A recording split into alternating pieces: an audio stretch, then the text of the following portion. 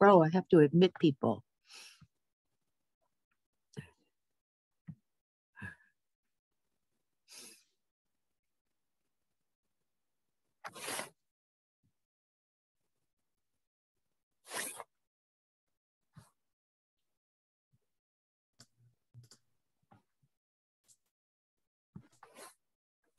I forgot I had to admit people.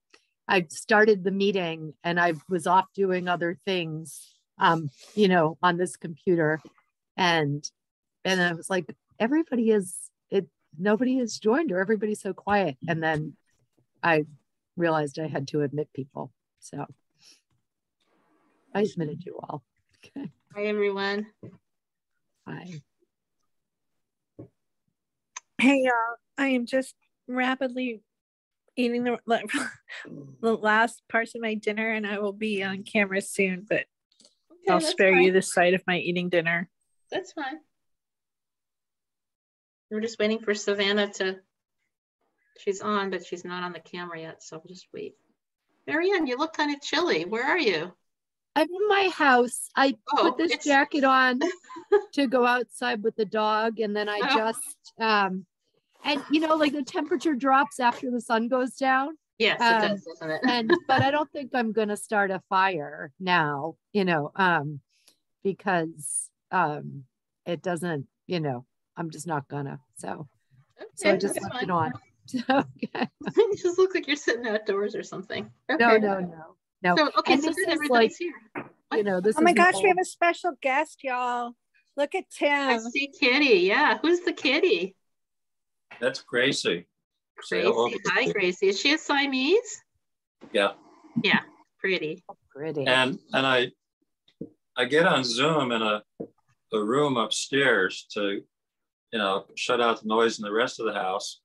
And she comes up and just raises pure hell. So I let her in, because otherwise she's 10 feet away, just yelling her head off at me. I think we have quorum plus Kitty, and that's the best of all. Okay, so it looks like we're ready. So Marianne just has to do her little thing about the remote meeting. So we're having this meeting virtually because of the pandemic, and people can view the recording by requesting it from the town clerk's office, and the minutes will be posted as soon after they're approved at the next meeting. So okay, so we're going to start with reviewing the minutes, and then we'll go to the director's report after that. Does anybody have any comments about the minutes? I do. I'm the person who took them, but I have a comment about the minutes. Okay. That, I don't have that Kate was present at the meeting last time, and I want to know if that's right. No, I think I was at the meeting last time, wasn't I? You I think I chaired it. Yes, you did. You did. But not memorably. You did chair it. You was there. That's how I knew it was my turn. Okay. We try to go every other time unless somebody has some extenuating circumstances. And then I also added at the top that a guest, Diane Jacoby, because she made a comment down below, but then I didn't have her as a guest at the top. So I added that. List the guests? I can't even remember. I usually list the guests if they're, I mean, once we started having many guests, I started listing the guests. Yeah, I think you did too. I mean, I don't have to do that, but I thought you should list the guests. I don't remember. Yeah, I think it's good practice. I feel like we had somebody else there, but I don't remember who it was. Apart from Diane? Yeah. I didn't think we had anyone apart from Diane. I don't remember. I'm just looking at mine to see if I took notes. I don't think so either. I thought Diane was the only one. Who? I thought Diane was the only one we had. It could be. It could be. We've had so many and so many guests, so maybe it was just her. And it could have been that Mary Lou Conca was listening, but we, you know, she didn't participate or anything. I think she might have been there. Yeah, that's right. Yes. But she didn't like have her screen on. She never said anything, so I can't be 100% sure. Do other people, Tim, you remember that Mary Lou was there last time? Yeah. Okay, maybe. I remember somebody asking her something, and she wanted to say something and there was just no response. Yeah, I think you did. I remember that too. Yeah. I'm pretty sure she was there, right? Okay. Does anybody have anything else about the minutes? Anybody want to make a motion to accept them? They look pretty perfect to me. I move. Okay. Anybody want to second it? Second. Okay. All in favor? Yes. Okay. Great. Let's go on to the director's report then. I think if everybody have a chance to read it, I just had some questions for Marianne. I don't know if other people, did everybody have a chance to read it? I guess that's the first question.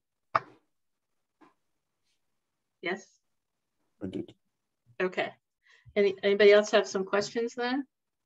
Yeah, I have a question, but I'll go after you, Michelle. Okay. All right. I just wanted to ask you about the porta potty. I was just wondering, like, at whose expense would that be and how much does it cost? And right.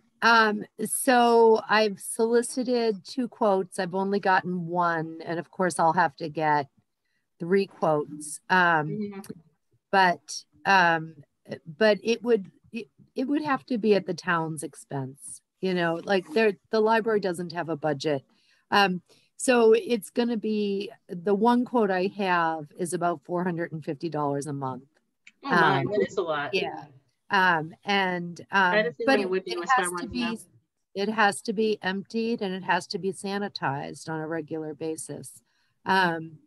So here's what I would propose is that we have a lockable porta potty so that it's only available while the library is open and it's only available to people who come in and ask for the key. So it's not just a porta potty out there available to the public all of the time, because that won't be manageable. And so so the finance committee meets next week, and I wanted to see what you all thought. And I suspect that they're all going to be around that price. You know, maybe it would be $400 a week. Maybe it would be $500. You know, I don't think that this is an industry where there is a huge amount of difference. You know, and I'm looking at it sort of as a temporary situation. So we don't know yet if we've gotten the grant. And then if we get the grant, we won't know until May whether or not we're going to move forward with the grant. And we're going to have to come up with a better temporary solution. But I wanted to see how long the temporary solution was going to need to be for. And you know, I thought that it was okay to just say we don't have a restroom, but we are getting some pushback about not having a restroom. We're also getting some pushback that we should be using the composting toilet, and under no circumstances should we be using the composting toilet. So, you know, if the composting toilet has to be emptied by hand, and we can't ask somebody to, you know, to risk exposure to COVID because they're emptying the composting toilet by hand. That just doesn't feel right to me. Brett, is your question or comment related to this? Because I know Kate had something too. Yes. Okay, go ahead. Marianne, I'll send you my contacts. I rent them every summer for the meeting house in New Salem, and our rates are less than that. I think they're $250 a month. Okay, great. We just started this last year having locking ones, and they're really great. It's what I have is a cheap lock, but that's enough. Being able to control the access to it was really important for us. I'll send you stuff. That's great. Thank you. Okay, Kate, go ahead. Yeah, so that just clarified one question I had, which was I heard $450 a month and then $450 a week. So it sounds like $450 a month. I also think that it's two things. It's possible that a longer contract will be cheaper right? And the other thing is that I would encourage, when we talk to the town about this, to discuss whether there are CARES Act or other COVID related funding sitting in Boston that have not, I mean, there's like $1.7 billion sitting in Boston that has not been dispersed yet. And this is the kind of thing that it's intended for. So if we need to do intervention with our state reps, we can certainly talk to Natalie and Joe, but I would encourage the town to think about that. And I just, so the CARES Act money is done. I mean, so each town got a certain amount of CARES Act money, and okay, and I spent some CARES Act money. I know you did. Yeah, and so the last of the CARES Act money bought the owl and the TV in the basement of town hall. There's ARPA money, but ARPA money is, you know, so Becky's having a hard time, or Becky hasn't quite figured out yet how to spend the ARPA money. And she said a lot of the small town administrators are gathering together to get some guidance on it. You know, but I've already mentioned this to Becky, and I told her I'd be talking to you about it tonight. And you know, and I really see this as a town responsibility. I agree. Yeah. So. I agree to the point that I feel like the trustees, if you ever want us to make a policy that the composting toilet may not be open until such time as we deem it safe, I would like us to do that. I don't want you like hanging out on this at all. Okay. And I am not willing as a trustee to take that kind of risk. I'm not insured for it, to be honest. I don't have director's insurance like a normal board does, as far as I know. And even if I did, it would be morally wrong. So I'm happy to do that. Can I ask just a clarifying question before we go on to the next question? What is ARPA money? American Rescue. Yeah. It's just one of the federal COVID relief bills. Okay. And then just related to what Kate just said about, you know, you not being out on a limb and, you know, all of that. Could we get like a statement from the Board of Health? Would that be helpful? We could ask. I don't know if they would agree. You know, and we could certainly have a conversation with them. I mean, I think boards of trustees across the state you could have a vote tonight. Mm-hmm. Here's what I think would be great. You know, the thing is, we know that COVID can be in fecal matter, right? So emptying the composting toilet, you come in direct contact with fecal matter. So there, and if any of you would like to see how hard it is, so the composting toilet, it's up,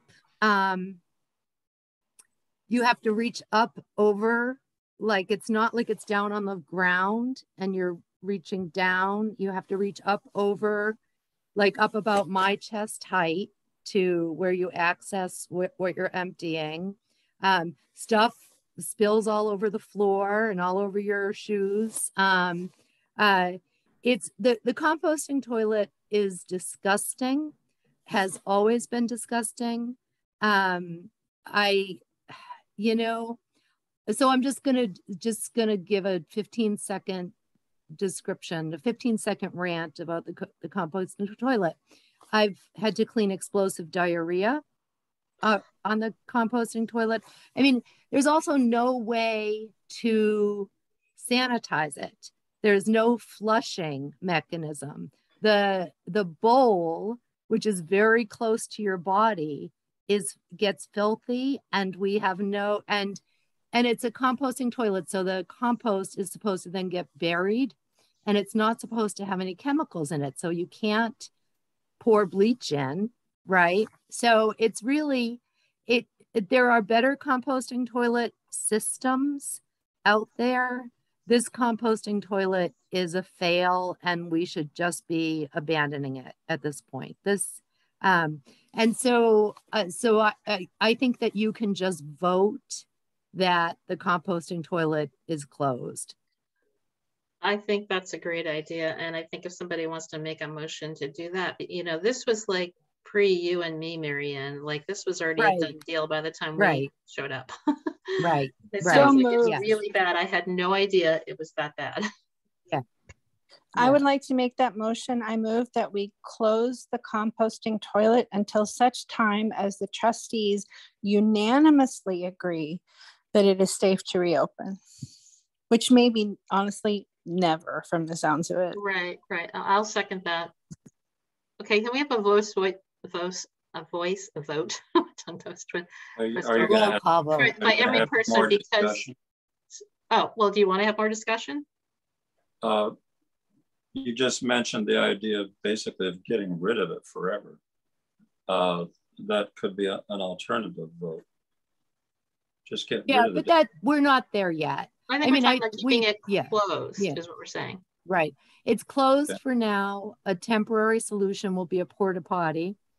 And then once we know what's happening with the grant, then we know whether or not we need to make like what kind of long-term alternative solution we need to come up with. I'm pretty sure I know the answer to this, but I just want to throw out the question. During COVID, the services that clean out septic tanks and stuff are still ongoing, and they have protective equipment, etc. But it sounds like what you're saying is that this toilet, just using it because of its shallowness, etc., makes it more possible for disease transmission than a porta potty. Is that correct? Right, just because daily use. Right. So a porta potty or your septic system, they're using a hose and a suction system to remove a liquid, right? And this it's human waste and wood shavings. So this is really a much different okay. I just wanted to clarify. It sounds more like an outhouse with the wood shavings, personally. Yes. Yeah. Thank you. Okay, so Melanie, is this related to what we were talking about, or should we go on with our vote? Do we need more discussion? No, because everyone has answered my questions. Okay, how about you, Brad? I felt like we should add, because we can feel the existing, I wanted to add a justification. I agree with the motion. I wanted to add the justification that the library trustees feel the existing porta potty is not safe to clean or use, and therefore we have this everything Kate said. Okay, yeah, I like that. You want to reiterate your motion again, just so we have it clear for the minutes and also for what we're voting on? Go ahead. Yeah, so because the trustees feel that the composting toilet is not safe either to use or to clean. Or to empty. Use, clean, or empty. Melanie, let me know when you're ready for me to go on.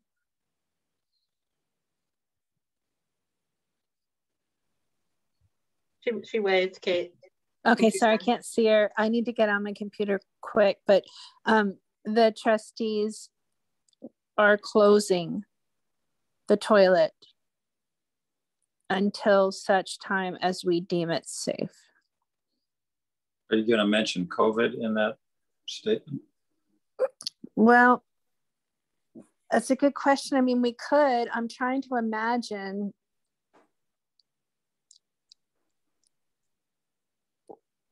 Because up until COVID, I take it that it was being cleaned and it was being used. Is that correct? Yeah, no, that's right. It's never been cleaned. It's been emptied. Never. no, there's no way to clean it. But you know, I don't think we have to put COVID. This is in the time of COVID. And then, you know, and then if anybody really wants to argue with us, and I don't think we're going to get anybody launching a real argument. You know, it's not safe for norovirus.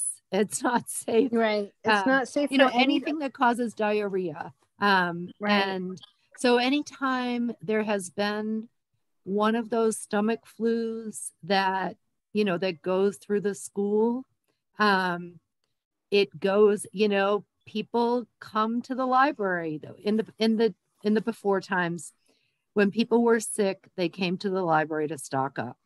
And so anyway, it's just not, it's not ever been a good thing. I don't think it was really designed for public use. How long is it there? I think it went in 2008. So it went in just as I started. I think, I don't remember if it went in the fall. Maybe it went in the fall of 2007. Well, I know that I never voted on it as a trustee, so it was already a done deal, and so was the ramp. Right. By the time I showed up, I just remember that we voted on paying for the ramp because of the trust fund, because part of the town didn't want to pay for some of it. Right. But it was already a done deal. Like, it's nothing that I voted on. So yeah, it was quite a while ago. Right. Okay, so if we're done, you have one more thing, Melanie? Yeah, I just wanted to read back the statement. Yeah. And one immediate question was, Kate, you had said because the trustees feel that the composting toilet, I'm wondering if we could use a different word than feel. Yeah, I said deem. Oh, deem, that's on the better. Flip side. Yep.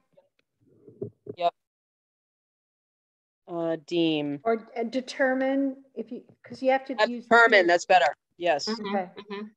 Okay, that's perfect. Okay. So what I have is, because the trustees have determined that the composting toilet is not safe to use, clean, or empty, the trustees are closing the toilet until such time that the trustees unanimously decide that it can be opened safely. It's a lot of trustees in there, but it gets the point across. That's okay. I think it's good. Doesn't it just kind of make an open-ended thing and you're stuck with this toilet forever? Oh, not if we build a new library. What's the reason against just getting rid of it? Well, because Tim, we're not there yet.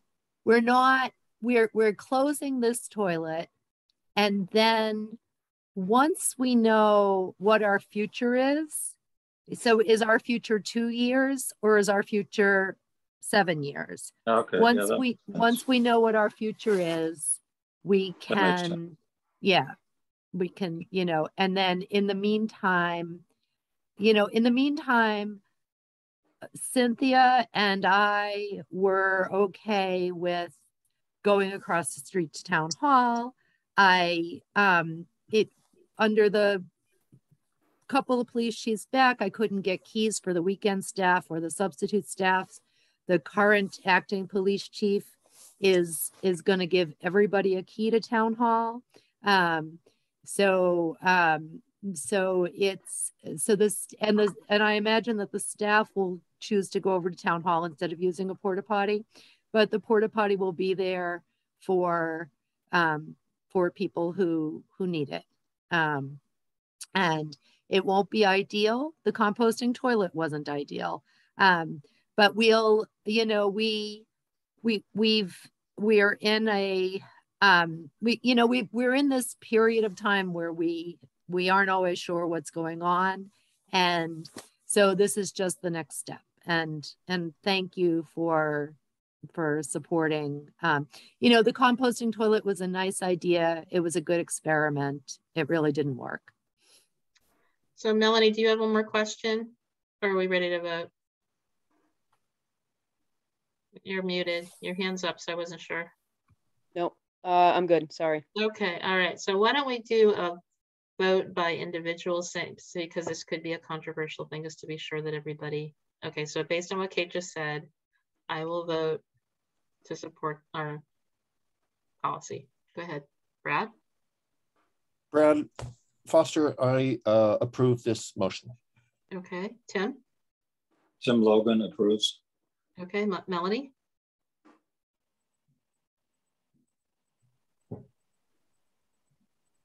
Sorry, it's hard to take the minutes and then get back to the screen. Yes, I approve. Okay, Motion. Savannah? Savannah Willett, I approve. Okay, Kate? I approve, thank you. I didn't say my name. Reasonable people. I didn't say my name. Michelle Willett, I approve. Okay, good. All right, great. I'm glad other people had concerns about that too and questions. Okay, is there anything else in the director's report that people feel like we need to talk about? I would just like to offer my usual congratulations to Marianne for the degree and quality and quantity of programming offered. It's truly extraordinary and I really appreciate you. Can I highlight one thing? Yes. Okay, so the one thing that I'm particularly pleased with is one of the Cultural Council grants. And the horse one. Okay, the horse one is good, but that wasn't my idea. That's going to be Emily Coleman, who lives on Pelham Hill Road and has horses, and she wanted to do this last summer and we couldn't pull it all together, so we're going to do it this coming summer. But the thing that I am sort of the proudest of and just want to highlight is the public in the library, which is the photography project where Jamie Malcolm Brown, where people who live in Shutesbury, families or individuals, can come into the current library and have a portrait done by this professional photographer. And then we'll print out the portraits. It'll be a limited number. It won't be 100. I don't know exactly how many it'll be yet. And we'll put a display in the library and we'll make a digital display. And then someday when we move to a new library, the portraits in the historic M.N. Spear Memorial Library will go to the new library. And I thought that was pretty creative. That's cool, but it wasn't in the notes, so we didn't know about it. No, it's in there. It's in there, yeah. Mm-hmm. I did not see that. Oh, maybe the whole thing about not the whole thing. Okay, so it says we'll create a display in the library and a digital display, and then and then each participant will get the digital file, so they'll each get a digital portrait. Sorry, I just didn't see it. And then we'll take it with us when we move. And I thought it seemed like a beautiful thing. So I must have gotten interrupted. I missed that part. Okay. Anybody else have any other comments? Oh, go ahead, Tim. Get his hand up. This is just an aside, but on top of what Kate just said, I was talking to somebody today and they made the comment that every form of socialization that they've experienced of getting together with other people, et cetera, in this town has all been through the library, through library programs. I mean, really an interesting comment. And I said to them, I said, that says it right there about a new library, but that's a pretty amazing comment that a newcomer to town gets all their really exposure to other people in the town through programs that the library puts on. It just made me think of that book that Marianne talks about, called Castles in the Sky or something like that. Palace is for the people. Yeah. Palace is for the people. Yeah. Yeah. I mean, just kind of like that same thing, and I just thought it was, for me personally, it was just a little tiny conversation that solidified everything about the library. That's great. I just thought it was cool. Thank you for sharing that. That's great. Kate, Tim, I have a suggestion. Comment? I know that the Friends are going to be collecting stories and endorsements. And so could I recommend that you ask your friend to send that to Susie maybe? Sure. Or Marianne. Marianne collects feedback on her work all the time as well, right? So, but I would hate to lose the opportunity to, celebrate that thinking. Sure, I'll do that. So we have like 30 minutes left. So I just wanted to know if there's anything else you want to talk about with the director's report, or do we want to move on to the other things on the agenda? I'm really excited about the community read. We read that book already, but it's a great book. And I'm looking forward to actually hearing from the author. Good, good, good. Anything else? No? Okay. All right. So is there any update on anything about the grant? We haven't heard anything. So there's. So we usually approve the director report. Oh yeah, I think we do. So You're right. I move that we approve the director's report as submitted. Second. All in favor? Aye. Aye. Okay. All right. No update. Okay. How about friends activities? Any friends activities? Yeah, I can say a few things, if that's all right. Yeah, go ahead. So I just wanted you all to know that I have drafted and received some good feedback on an op-ed for the Daily Hampshire Gazette if we receive the grant. So it's about 800 words, it's standard op-ed kind of length. And it needs some figures filled in, which we can't do till we get the grant and some estimates and stuff. But it's otherwise ready to roll. And the editor has said that it'll be printed. So he's committed to print it. And I also wrote a short sort of letter to the editor length piece congratulating Otis if we aren't awarded the grant. So we're sort of ready for either contingency from public relations. Marianne usually drafts a press release for things like that. And so I'm assuming that you'll do that again, Marianne, and that you'll remember the reminder, the new outlet that's already following the story. I think it will be important, especially if we do publish an op-ed in the Gazette, that the reminder's not omitted. And what's the reminder? It's a new free, I think. Oh, that newspaper. Yeah. And there's a reporter from there that has been already talked to me and Marianne and has been at a few meetings, including the MBLC meeting, I believe. So we just want to be aware of him. I can't remember his name right now, but and then Brian. Yes, thank you. And then other stuff. So there's really some pretty extensive planning going on among the friends on how to, consider best how to get more people to town meeting, more people aware of the opportunity to support the library. And so I just, I don't think we need to discuss that at length here, but there will be multiple opportunities for trustees to participate. And if you'd like to know more, I suggest reaching out to Susie Mosier again. And so I'm just trying to think about, I guess the most important thing for us to know is that we also have a draft sort of town announced communication from the trustees if we're awarded the grant, which I believe Kat Hilton drafted, and I gave some feedback on, and Michelle, you've given some feedback on too, so that it's sort of ready to go. So it's just waiting, and I love it. Not. Whenever you send out public communications like that, can you copy us so we know what's being said?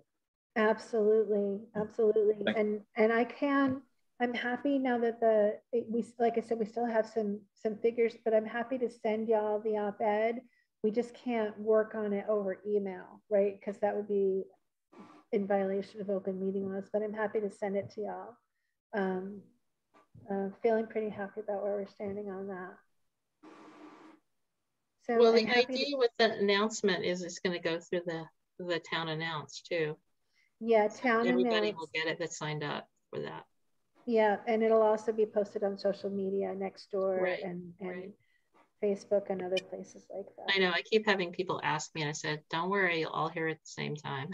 Yeah. And I'm happy to answer any questions about the various efforts.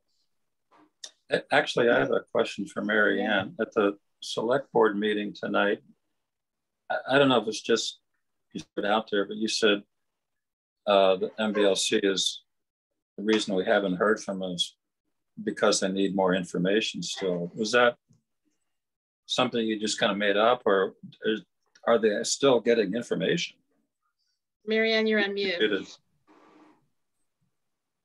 You know, the last I heard from them, they were waiting for the cost estimate. So, and the last, let's see, I was in a meeting that they were in on March 6th. So on March 6th, they were still gathering information. Not information that we can provide. Right, right. Okay. And is the other town, what's the name of the other town again? Otis. Otis. Are they up to speed in terms of all their information is in? Do you know? So we don't know. We don't know if we're waiting on them either, right? Right. Okay. Thank you. Okay, Melanie, do you have a question? No, I'm all set, Tim. I was going to ask if we should be concerned that we haven't heard yet, but no. I think yeah, I think a cost estimate is a complicated thing. You'll remember that we met with the MBLC on February 11th. It was a Friday, and they had just had their first meeting with the firm that was going to do the cost estimates on the Monday of that week. So around February 8th. And I'm sure that firm is, was going to do the cost estimate in a timely manner, but they were going to do it at their pace and not rushed because, two little towns are waiting. I'm sure it's not the only job that they had to do. And then the other thing I am just reminding myself is that we are still in COVID and people aren't all in their offices and people are still having exposures and having to not show up. So we're still in this time of interruptions. I mean, we had interruptions when we were having all the environmental testing done last summer. So it's, they said they'd hope to get to us in March. And I think they really wanted to be able to get to the towns by the middle of March. And, tomorrow is still the middle of March. After that, it would be the day after tomorrow would be late March. But I think they're doing the best they can. And then, so then they have to get the cost estimate and then they have to synthesize everything from it. And then they have to gather everybody together for a meeting. And that all takes, coordination and time and schedules. So, so I'm sure that they're working on it and we'll hear from them as soon as they can get the information to us. Okay, is there anything else with the Friends activities, or we want to move on to the warrant article if Otis is awarded the grant? I think you put this down, Kate, didn't you? Did you? Yeah, so if Otis is awarded the grant, they may not accept it. And if they don't, then we may be offered it. And so it's possible for us to put a warrant article on town meeting, that would say, under these circumstances, Shutesbury will accept the grant and have the whole FinCom proposal for how we're going to pay for it and everything in the warrant article as we're intending to do if we are awarded the grant. Have I made that sufficiently obscure? No, I mean, because I was there with MBLC, I feel like I understand it. Does anybody else need to Does anyone else need me to clarify? I'm sorry, it's been a long day. That is an angle I hadn't thought of. We need a backup plan. Yes, go ahead, Marianne. Yeah, that makes sense. I mean, so Kate, you're suggesting that they might offer Otis the grant and that Otis may decide not to take it to their town meeting. Or fail, or it fails a Right, vote at or their town fail, meeting. right. Right. And so what we might do, so that we don't have to then hold a special town meeting, is submit a warrant article or make a way long. I think we should probably split it. Well, no, we won't need to split it. If we don't get the grant, there's one article, and there will be an article only if we decide to do this, right? If we get the grant, there'll be an article. If we don't get the grant, we could consider this article. So there's only one thing, right? One thing at a time. Yeah. So I wanted to raise it because, it's not very likely, but it would keep our momentum going, kind of. It would be a way of signaling to the MBLC that we can pass a vote on this issue. And that would help us next time. But it's politically risky, I think. And which I recognize. So I'm going to shut up now. Okay, can you just kind of walk through the timeline as to what you see would be happening? I want to make sure I'm following you correctly. Let's say tomorrow it gets offered to Otis and it's rejected. Can you walk through the sequence of events that you see happening after that? Well, I don't know when Otis's meeting is. This is an important thing to check on, right? Yeah. But suppose that Otis just outright says we're not going to bring a warrant to town meeting. We tested the waters and we don't feel good. Or they bring in warrant article to town meeting and it's before hours on May 21st. Or it's after hours. I mean, there's three different scenarios. They don't bring it to town meeting, they do, and they lose. Of those two, it depends on whether theirs is before or after hours, right? I think it's the same date as ours. Oh, really? I'm sorry. So yeah, I don't know whether this is wise or not. Brad's got some thoughts though. Yeah, go ahead, Brad. I have mixed feelings about it. I feel like I would love to do it for the reason you say, because it would keep the momentum going. I feel like it would be complicated to say it in a way that is easy to understand. And I worried about the politics. I worried that if we brought forth a warrant article based on having received the grant offer, that's sort of one level of getting that through town meeting. And if we went to them and said, well, we still want that warrant article, but we just don't have it yet, we have to wait and see if they turn it down. It's the ifs and thens. It's hard for me to wrap my head around doing that in a public meeting in a way that people would like. So I have reservations. Sorry, Tim. Well, I guess I'm trying to understand the process. If Otis were to turn it down before their town meeting for whatever reason, does it automatically then come to Shutesbury? Is that your understanding? The grant? I don't know. Like that. They asked us this question in that meeting on February 11th. So you weren't there, Tim. They asked, they said, if Shutesbury is the number 2, would you consider bringing it to your town meeting in case Otis failed at their town meeting? And of course, we weren't, you all weren't in a place to make a statement or make a decision like that. So all Kate could do was say, that would be something that could be considered. And I don't think you have to make a decision tonight. We have another meeting posted for next Monday. I think that this would be something I think it would be so hard to communicate this to people. Me too. And it's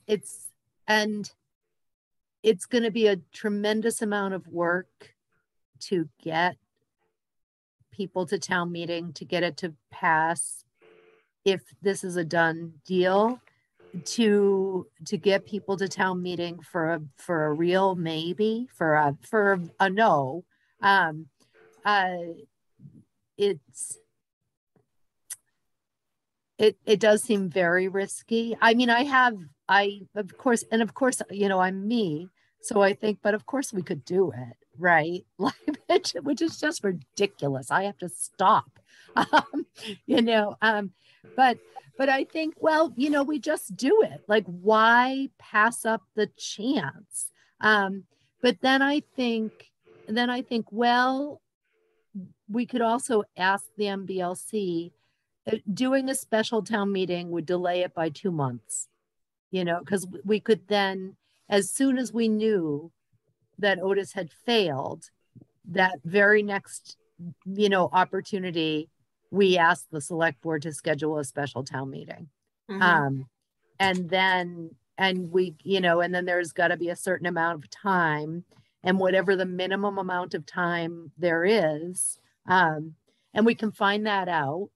And I'll find that out before next Monday's meeting. And so, and we could see if the MBLC would accept that. You know, I mean, I don't think we're talking about months. You know, it might be 2 months at the most. I think that's right. I just wanted to raise it so that we could be thinking about it.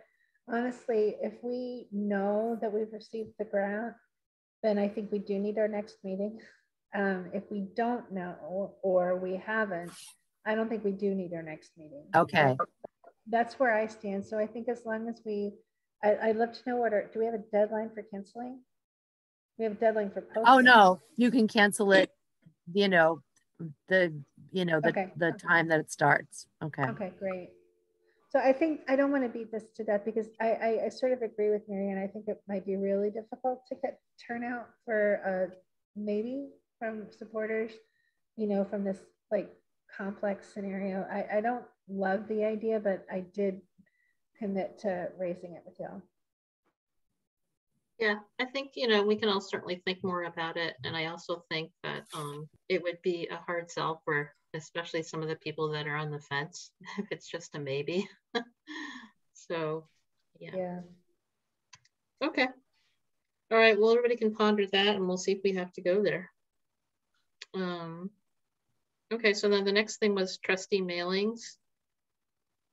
If we get it, we want to possibly do a mass mailing to everyone. Yeah. Is that one of the strategies to get people to come to town meeting to vote? Well, there's different mailing strategies, okay? And the Friends have one strategy, and I think the trustees seem to have a different one, and we have different messages and different responsibilities, I think.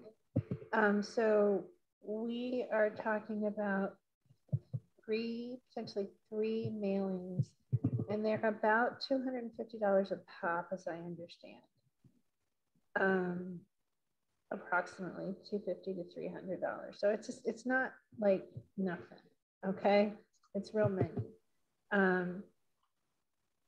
But not everyone's on Town Announce. Not everyone uses social media, and I do think we have a responsibility to let people know. You know, make sure that we're providing good, reliable information about the project and the process to the best of our abilities. And so there's like 3 proposed mailings.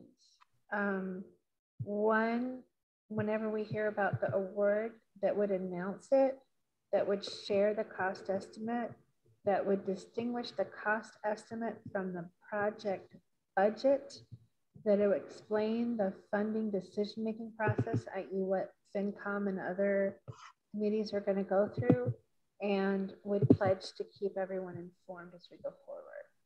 That would be the sort of matter of the first one.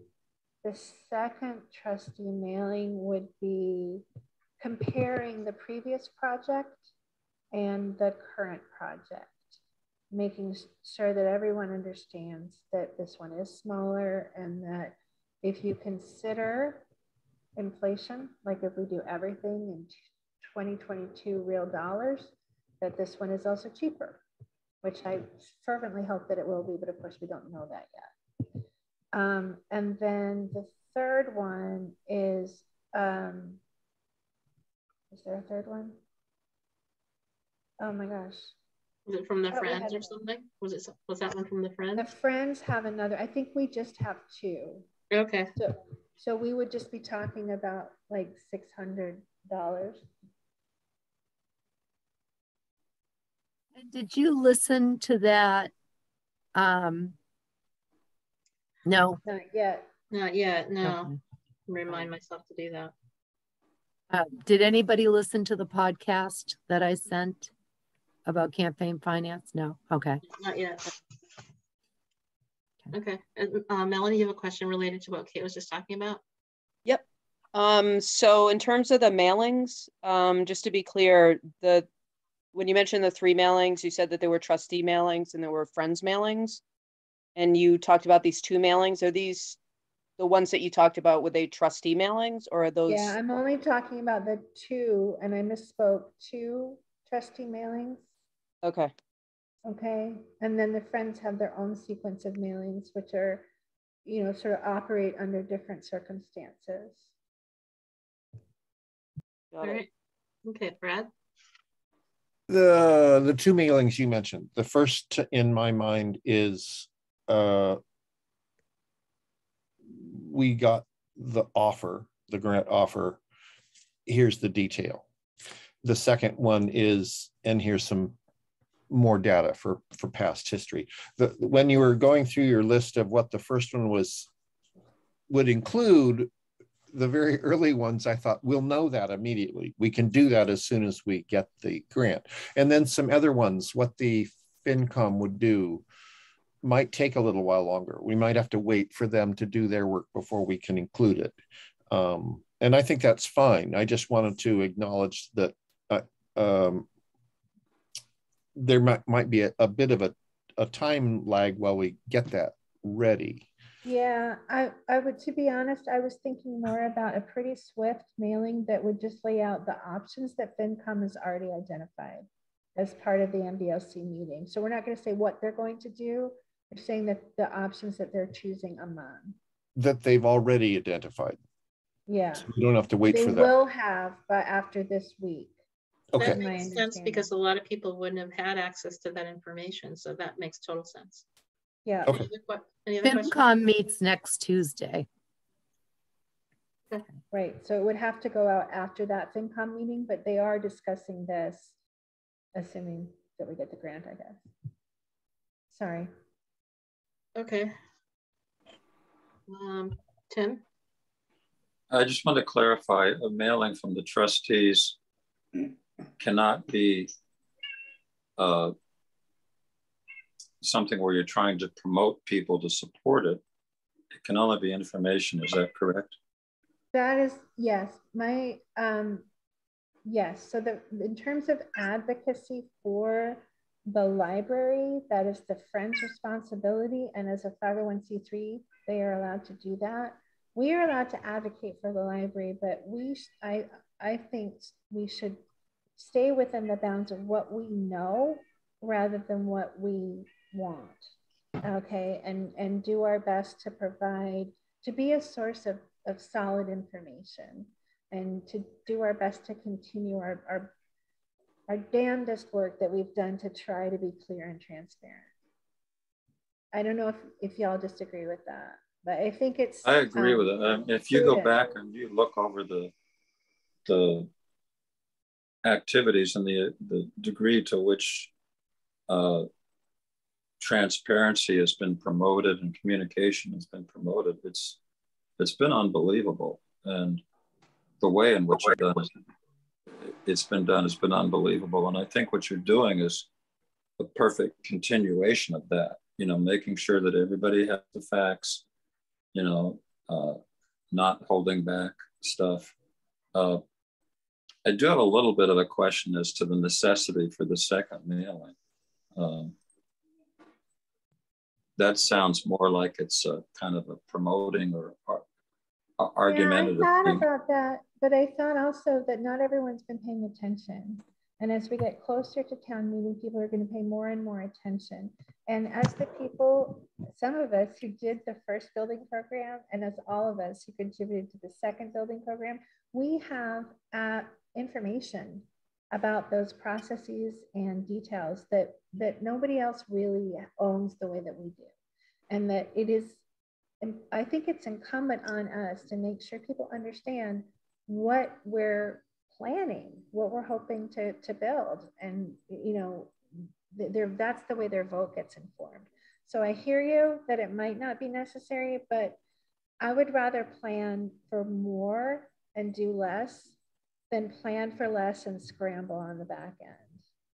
I agree. And I feel like, you know, the work that Tim and Brad and I tried to do to make things clear about that, comparing the two, is important, because those are the kind of questions that people put out there on Nextdoor. Those are the kinds of things they want to know. So I think it's better that everybody has it in hand, and then there's, you know, they have questions, they can email us. But anyway, Melanie, did you have another question about what was just being discussed? Go ahead. Yep. So at a time. Go ahead. So my question is about the extent to which the trustees can advocate. I'm a little fuzzy on that. So could the trustees ask people to come to town meeting and to vote for this warrant article? Or are you saying that there's this line between, you know, what would be considered, you know, just factual information and advocacy or even further lobbying? Like, what is is there some legal responsibility or limit? Marianne has the answer to that question. Go ahead, Marianne. Yeah, go ahead. So the answer to that question is in that podcast that I sent you. And okay, so I listened to it, and at the end of it, I totally knew everything. And now it's like a day and a half later, and I need to listen to it again, right? Because a million other things. I mean, it's a whole week later, but so much is going on. But here was my understanding, and I would like for you each to spend, however, the 45 minutes. It's actually quite interesting listening to it. My understanding is that, so as individuals, you can go walk up and down your road, and you can knock on everybody's door, and you can say, "Hi, my name is Kate. I'm a library trustee. I'm here to talk to you about the library. I hope you'll come and vote for it." You can say that as a library trustee. As the board, you can say, "We hope you'll support this project." But sort of the postcard that says, "The meeting's May 21st, please come vote yes," which looks like a campaign thing, like any political campaign thing, that really is better sort of coming from the friends. But the trustees can give information, and can say why they think these are the things that, you know, why it's going to meet the town's needs, and why this is an important opportunity. And the friends can say all of that too. Yes, you can advocate, but from a point of providing information, like Kate is saying. And you don't have to say, you know, please vote yes. It'll be, but everybody's going to know that you're saying, please vote yes. I mean, nobody's going to think the library trustees are not advocating for it, and you are allowed to advocate for it. Yeah, I would just add to that really briefly by saying, we do not stop being citizens of Shutesbury by virtue of being elected officials. And therefore, we are allowed to act in our individual capacities according to what we think is right. What we do as a body, however, is different. And we want to keep that, I think, distinct from the friends who are going to run. They have a plan for a drumbeat, okay, of just steady communications and activities about this that we can participate in as individuals, but not promote as a body. Right. And public employees are not allowed to engage in political activity, with the exception of the library director, who is expected to advocate for her library construction project. So that doesn't mean that I can sort of like hold salons in the library. Well, I can have open houses, right? Like I do think the Friends of the Library could have open houses and I could be there. Or we shouldn't be using like the town hall copy machine, or I shouldn't spend my whole 40 hours a week working on it. But I certainly can answer questions, do radio interviews, gather information, you know, and then on my own time, I can advocate away. So the library director is expected to advocate for and support a library construction project, and as an individual, I can advocate for the library to my heart's content. Okay. So. All right. So Brad, you have a question? I had two things. One, Michelle, echoing what you were saying, I feel back in the fall, late summer, fall, when we were trying to ourselves grapple with the size issue. I felt like there were things that were being said that were, from my standpoint, there were people jumping to conclusions and that they were incorrect conclusions. And so I feel like we really ought to send the second one, because that's the way to answer those, to give the facts, and that those kind of facts are important. That was one. The second one comment is, I'm just remembering the last round, and I suggest we be ready for a third mailing that we don't know about, that we be ready to do something to, again, put out facts if some untruths are put out. We may need to respond some way. And I agree with Kate with what you were saying. There are many ways people can be reached, but many of those ways don't reach everybody. And the only one that really does is a mailing. So I would encourage us to be prepared for three. We have two that we know we need. Anyway, that's it.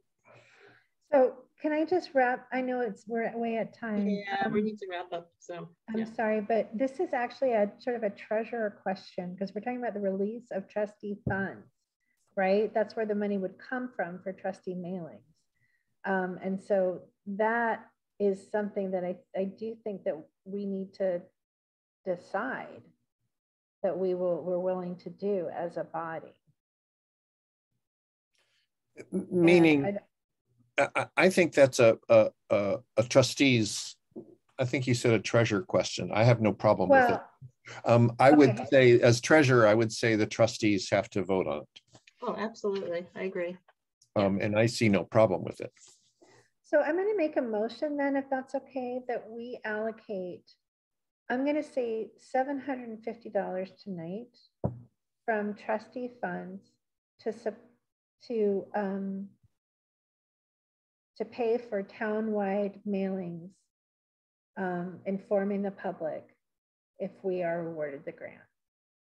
And then we can, if that's not enough, or we need to do a fourth one or whatever, we'll give ourselves some flexibility, but we'll be able to work at least on the first two and have a little extra, is my thinking there. You mean you're aiming the 750 to cover clearly two? Two for sure, and maybe three.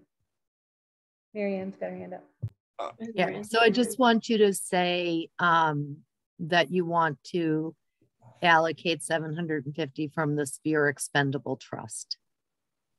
Thank you. I'd like to see it higher. I agree with Brad. I'd like to see it higher. You make it 900? Yeah.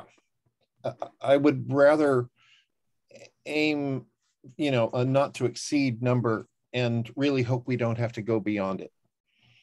I don't mind going beyond it, but I didn't want to force us to come back and talk again. Well, if the number is 250 is accurate per mailing, and it sounds low to me, to be honest, but if that's accurate and we follow Brad's suggestion of being ready to counteract misinformation if it should appear, then I would actually vote for, you know, like $1,200 or something like that. I guess I'd rather just stick with the 900 because the bulk rate is a lot cheaper. So where did you get that number from, Kate? The It was 250? estimate from, I think, Susie. So the bulk rate is cheaper, and when we can use it, we can use, we're a town body, we can use the town-wide mailing. We have a new way of doing bulk mailings. Yeah, there's a fulfillment thing or something that we can, but we have access to that as a body. And so I heard $250 to $300 by people who serve on other town committees, and they thought that was a reasonable estimate. So I was going with that. I don't think we'd be able to use bulk if we had to do a third mailing. I don't think bulk would work. I think it takes too long. No, I get to it. Yeah, we can turn around a bulk mailing in 3 days. What do you mean by turnaround? It gets like send it to the bulk mailing place and have it at the post office in 3 days. Yeah, but isn't your point, Brad, that bulk mailing is slower? The post office has, I forget what, 2 weeks. Yeah, they're allowed 2 weeks to deliver. You know. Yeah. I that's something to consider. There's no delay. All the bulk mailings I do, they almost always go out, and every now and then one, you know, there went 2 weeks that I wasn't counting on. Right. So I know we're going long. I would like to remind people that direct mail is not the only way we're going to be countering confusion or misapprehensions about the project. And a lot of these things are going to bubble up on social media, where I'm going to continue doing what I'm doing to the best of my ability, you know, engaging as respectfully and factually as I possibly can. So I'm going to try to do a lot of it that way. And then if other things rise to the top, then I think we can consider another bulk mailing. And I think that I wouldn't be surprised if the bulk mailing, if the naysayers tried the bulk mailing, because they did that last time. They blindsided us. We didn't even know it was coming. They didn't mail. They just stuffed things in mailboxes. No, they did. There was a mailing. They mailed too? They did. Oh, there yeah. was a bulk mailing. Yeah, there was a lot of mail. Yeah. Yeah. I suggest 900, and we come back if we need more. I think that sounds good to me. I mean, that trust isn't making much money. We need to be careful with it, but I think 900 makes sense based on what Kate said that she found out about the bulk mailing. Okay, so we want to vote on that tonight. You want to rephrase it so that we can get it in the minutes and we can vote, and then. Yes, I move. And then Marianne, one other thing, do we need to do the disc cleaner policy tonight, or can we just end on this one? Can we just say yes on the disc cleaner policy? Yeah, can you just say yes? Okay, well, let's do this bulk mailing thing first. Sorry.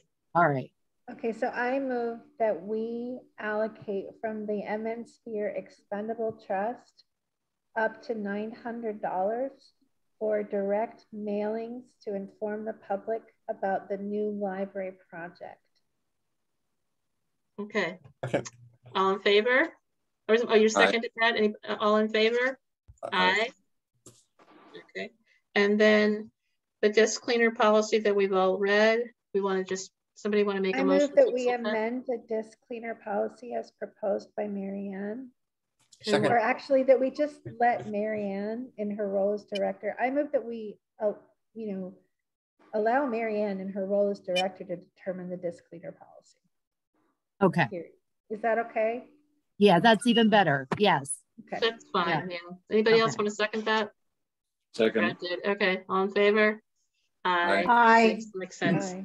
And then as far as we know, we're meeting next Monday, the 21st. At 7:30. Right?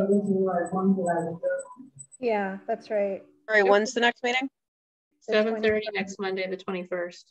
And friends, you might really dislike me for this. I suggest that if we are awarded the grant, that we schedule weekly between now and town meeting. Oh yeah, that's a given. Cancel if we don't need them, but be ready to communicate with each other because we're going to need to, I suspect. Yep. Your sound is disappearing.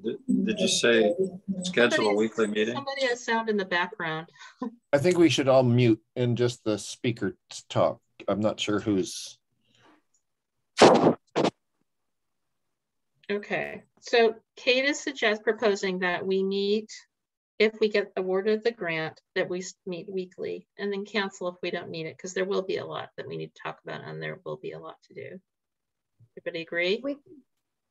We could make that like decision next week and and do all that scheduling, and we can accept that not everyone's going to be able to make every meeting, and as long as we have a quorum, we're okay. But we can't set unreasonable expectations for any of us, and that includes you, Marianne, just saying. Okay, sounds good. So I think we're ready to adjourn then, and we'll see each other hopefully the 21st. Yes, fingers crossed. Thank you all. Thank you. All right. Good night. Thanks, everybody. All right.